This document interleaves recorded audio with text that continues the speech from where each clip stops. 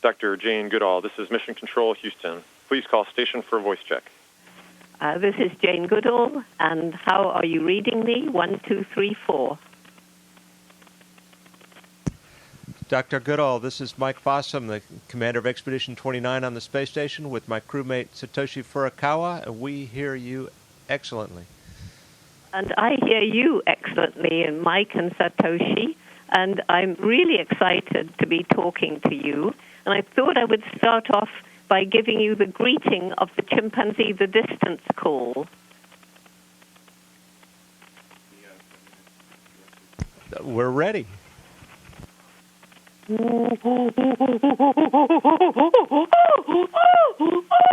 And this could be good morning, or could be konnichiwa.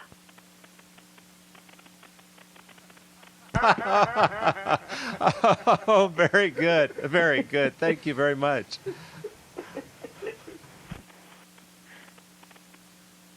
Well, what an honor it is to speak to you, Dr. Goodall. You've been an inspiration for all of us that love science and learning about our world.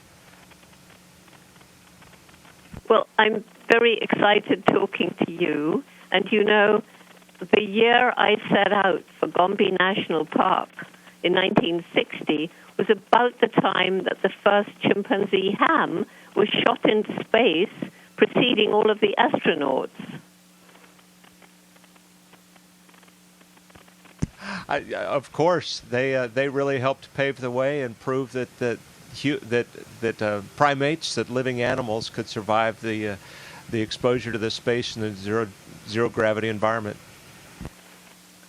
Yes, and I met some of the early astronauts. I met John Glenn several times, and also Buzz Aldrin, and a couple more as well.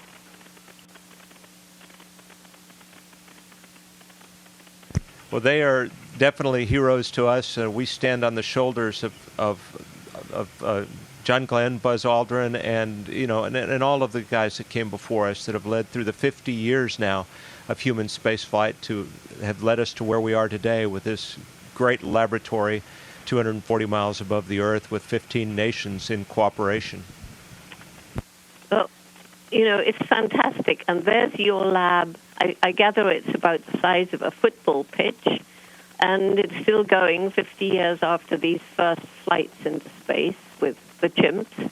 And the Gombe National Park, where I do my research, is still going 50 years later, and that's quite a lot bigger with chimpanzees living in the wild and lots of forests. So very different places, but we're still going and we're still finding new things. And what sort of science are you doing up there? We have a wide variety of science, from actual crystal growth kinds of things to plant growth. There's combustion experiments looking at the breaking into the real physics of the flame in the zero-gravity environment. You take away the convection currents, and you can understand a little more of the details of the flame, and looking for ways to buy just a small percentage of efficiency in a combustion process, for instance. As well as we're the guinea pigs up here. We're the primates that are being investigated up here as they were carefully monitored for bone loss, muscle loss, and a lot of other ill effects or potential ill effects from long-term exposure to these microgravity environment. Well, I gather, Mike, that you've been up there, quite a lot of time. You've been living there 6 months, and I think, Satoshi, you've been there for 3 months or something like that. I was sort of hoping I'd see you floating about upside down and things. Oh, we can arrange for that. Absolutely. Well, that's no problem, and we've both been up here, and have adapted quite well to what it's like to be in zero gravity. Well, it would be absolutely fascinating. I know John Glenn flew when he was 77. That's the age I am now. Maybe one day I come and visit you up there. You see? Fantastic. Yeah. Fantastic. Hold that thought. I think we're really on to something. Our most seasoned, experienced astronaut flew at 77. And so I think we need to get you up here to study the world from a different point of view, instead of down in the micro point of view, from the macro point of view, to see the beautiful rainforests as we fly over them. It's just astonishing. Okay, well, I really, really appreciate that little show of being without gravity. Thank you very much, both of you. And I have one question. From up there, can you see something of the damage that our human behavior is inflicting on this poor old planet? Can you see anything about the health of the planet and the atmosphere from where you are? One thing that's been of interest lately, of course, with the terrific wildfires in Texas, where I grew up, is you could see that smoke haze stretching really across the planet, particularly strong right in the local area, but you see that haze that stretches across the planet. There's parts of our globe that have fires on a fairly routine basis as they clear the land, and you can see that. You can see down in South America where the land is being cleared, and anytime there's a road put through, you can see the rainforest actually being cut into along the road as the people are trying to find a way to farm and to live and using it in that way. I was struck just this weekend watching a pass over. I was taking photos going over South America, and you start off coming west toward the east in general, and so you have the fantastic Andes Mountains, and then you kind of entered into the drainage of the Amazon River, and it struck me that the ground looked black and unbroken except for the rivers that were flowing through it. And you're not used to seeing that. In most places of the globe, you see where we have carved roads, towns, cities, or forestry. You see how we're using or harvesting forests. And in this area, it struck me that it was totally black. It didn't look green. It looked black, or very, very, very dark green. And that was untouched. And what I saw was just the untouched top canopy of that forest down there. It was quite marvelous. Well, that's terrific. I'm just thinking that there's a synergy between you guys up there and what we, the Jane Goodall Institute, are trying to do with conservation of the forests on the ground and monitoring what's going on, the sort of work we're doing with Esri and Digital Globe. Maybe we can all join forces for the sake. I know you've got children, Mike, you've got a grandchild, I've got 3 grandchildren, and the future of the planet, our precious planet, for you guys up there, I'm looking at it from down here. Maybe we can get together and join forces for the future of children, grandchildren, and everybody, all the animals that are out there. It is striking when you see our planet from up above. You see a world where the borders, those colored lines we draw on maps, don't show up, or only in a couple of unique instances can you see such a thing, a man-made structure like that from space. But to me, one of the striking things too is just the very thin atmosphere. If you stretch your arm out at the window and look, the atmosphere is about half the thickness of my little finger, and that's, to me, is really striking to think how thin that layer is that holds, everything that's vital for life for us, that keeps our atmosphere, that keeps the pressure, keeps the water, and everything else intact for us. And it's a finite thing. We think of it looking on the ground and up at the endless heavens. We think that the atmosphere must be endless also, but it definitely is not. I think it's very scary when I think how we, in our mindless way down here, are damaging that very precious envelope from the bottom up. And I've just been told you're flying over Western Africa, where we have projects on the ground. And, sometimes when I'm in Gombe, looking up at the stars, lying on my back on the beach, I can, we see satellites going overhead.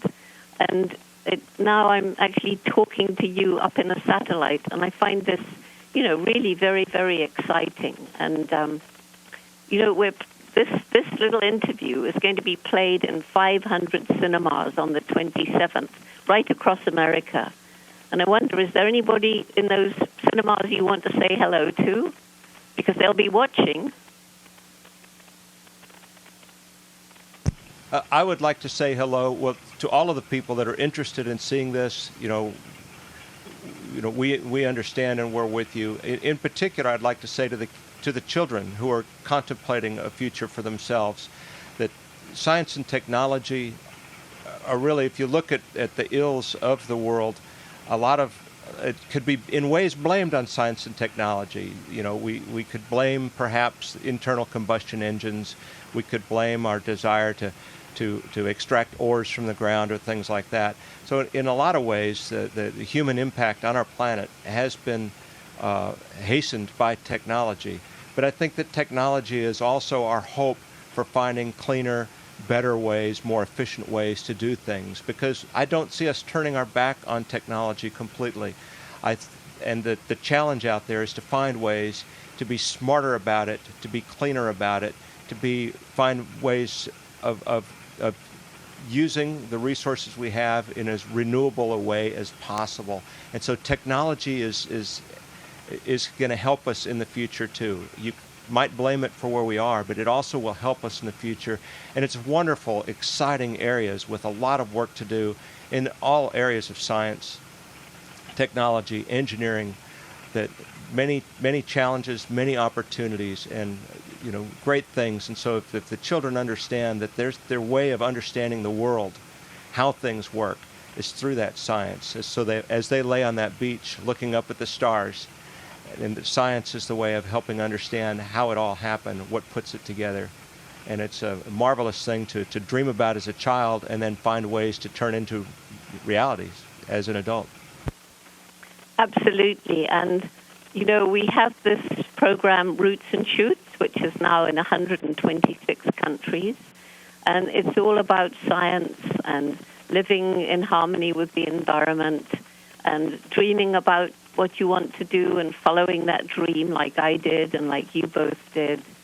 And I think that if we link in our Roots and Shoots children, who are all ages, from preschool through university, with what you're doing up there, this would be a whole new link. And maybe you can involve your children and your grandchild with all these other children, and we can take them a whole new message and give them a whole new possibility of what they might do that they can start dreaming about, and you can encourage them.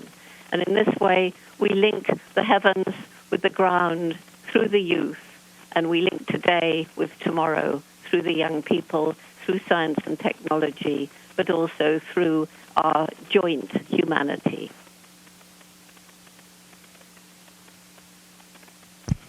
That's a delightful proposition. I'd say for Satoshi and myself, there's definitely a 12-year-old child in each of us that enjoys just peering out the window up here.